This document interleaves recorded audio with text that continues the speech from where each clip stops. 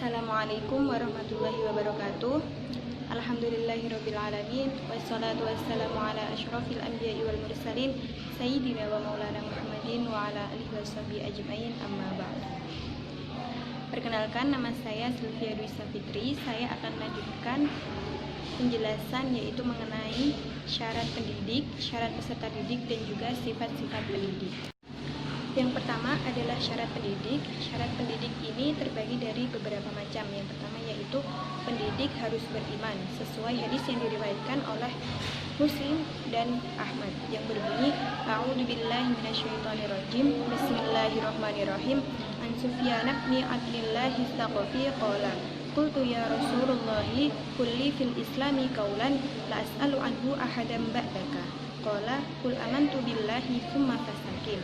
Yang artinya, Sufyan bin Abdullah al-Tsaqafi meriwayatkan bahwa ia berkata kepada Rasulullah SAW, "Ya Rasulullah, katakanlah kepada saya sesuatu tentang Islam yang tidak akan saya tanyakan lagi sesudah engkau." Nabi berkata, "Katakanlah, saya beriman kepada Allah, lalu tetapkanlah pendirianmu." Hadis tersebut menjelaskan bahwa keimanan kepada Allah dan istiqomah dengan pengakuan keimanan merupakan suatu hal yang sudah cukup dan memadai bagi seorang muslim.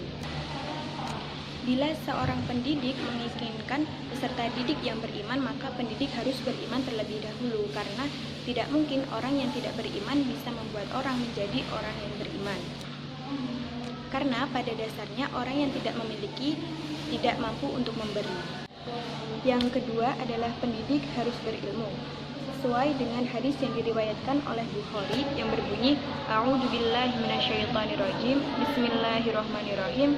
An Abdillah bin Amr bin al-As qala sami'tu Rasulullah sallallahu alaihi wasallam yaqulu innallaha la yaqbidul ilma intiza'a yantazi'uhu minal ibad walakin yaqbidul ilma biqabdil ulama. Hatta idza lam yubqi 'aliman ittakhadan nasu ru'usan juhalan fasu'ilu fa'atau bi ghairi ilmin fadallu wa adallu. Yang artinya, Abdullah ibnu Amr ibnu al-Ash meriwayatkan bahwa ia mendengar Rasulullah SAW bersabda, "Sesungguhnya Allah tidak menarik ilmu pengetahuan kembali dengan mencabutnya hati sanubari manusia, akan tetapi dengan mewafatkan orang-orang berpengetahuan atau ulama. Apabila tidak ada lagi orang alim yang tersisa, manusia akan mengangkat orang bodoh menjadi pemimpin dan dijadikan tempat bertanya. Lalu orang-orang bodoh itu ditanya dan mereka berfatwa tanpa ilmu, mengakibatkan mereka sesat dan menyesatkan." Dari hadis di atas dapat dipahami bahwa orang yang berfatwa dan mengajar haruslah orang yang berpendidikan atau orang yang berilmu pengetahuan, termasuk juga pengajar, pendidik atau guru. Bila pendidik tidak berilmu pengetahuan, maka peserta didik yang diajarkannya akan sesat dan proses pembelajaran yang dilaksanakan akan terjadi secara sia-sia. Yang ketiga adalah pendidik harus mengamalkan ilmunya sesuai dengan hadis yang diriwayatkan oleh Bukhari yang menjelaskan bahwa siksaan Allah yang akan diterima oleh orang yang mengajarkan kebaikan namun mereka sendiri tidak mengerjakannya, dan orang yang menasihati orang agar meninggalkannya. Tugas tersebut juga termasuk tugas yang harus dikerjakan oleh pendidik atau guru. Jadi guru harus mengamalkan ilmu yang dikerjakannya kepada peserta didiknya agar pendidik tersebut terhindar dari siksaan Allah. Yang keempat adalah pendidik harus adil sesuai hadis yang diriwayatkan oleh Imam Nasa'i dan Baihaqi yang berbunyi, A'udzubillahi minasyaitonirrajim, Bismillahirrahmanirrahim. An-Nu'man ibnu Yasir qala Rasulullah sallallahu alaihi wasallam, i'dilu baina abnaikum, i'dilu baina abnaikum. Dalam hadis ini dengan tegas Rasulullah sallallahu alaihi wasallam memerintahkan kepada sahabat atau para umatnya agar mereka bersikap adil terhadap anak-anaknya. Dalam konteks pendidikan, peserta didik ini merupakan anak dari pendidiknya, maka dari itu seorang pendidik harus bersikap adil terhadap seluruh peserta didiknya dalam berbagai hal. Yang kelima, pendidik harus berniat ikhlas. Kenapa pendidik harus berniat ikhlas? Karena sebuah proses pendidikan akan bernilai ibadah apabila orang yang melaksanakannya mempunyai niat yang ikhlas. Ikhlas ini sangat besar pengaruhnya kepada hasil pekerjaan yang dilakukan oleh seseorang. Oleh karena itu, dalam proses belajar mengajar, baik pendidik maupun peserta didik harus memiliki niatan yang ikhlas dan juga motivasi belajar yang benar. Yang keenam, pendidik harus berlapang dada. Menurut Ibnu Hajar, orang yang memberi nasihat boleh menampakkan sikap marah, karena dia sebagai orang yang memberikan peringatan. Begitu juga seorang guru saat ia mencela kesalahan seorang murid yang belajar kepadanya, karena biasanya hal ini itu terpaksa dilakukan agar si murid dapat menerima kebenaran darinya. Akan tetapi, hal itu harus disesuaikan dengan keadaan psikologi masing-masing murid.